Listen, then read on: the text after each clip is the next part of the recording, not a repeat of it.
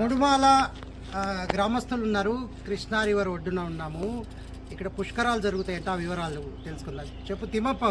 ఇక్కడ ముడుమాల్ గ్రామంలో వచ్చేసి 12 సంవత్సరాలకు ఒకసారి కృష్ణ పుష్కరాలు జరుగుతాయి. ఇక్కడ ఎంతో మంది చుట్టుపక్కల పల్లెటూర్లు కానీ సిటీలో ఉన్న వాళ్ళు కానీ ఇక్కడ వచ్చేసి ఇక్కడ ఘాటు దగ్గర స్నానం చేసి మళ్ళీ అక్కడ కింద దత్తాత్రేయ స్వామి ఉంటాడు, అక్కడ కూడా స్నానాలు చేసి చూసి ఇక్కడ పర్యాటక కేంద్రం ఇక్కడ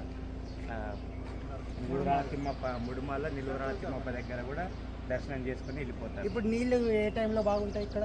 వర్షాకాలం, సంక్రాంతి సమయంలో నీళ్లు పుష్కలంగా ఉంటాయి, అప్పుడు రావాలి. చాలా బ్యూటిఫుల్ గా ఉంటుంది. ఊరి వాళ్ళు ఎట్లా ఎంజాయ్ చేస్తారు?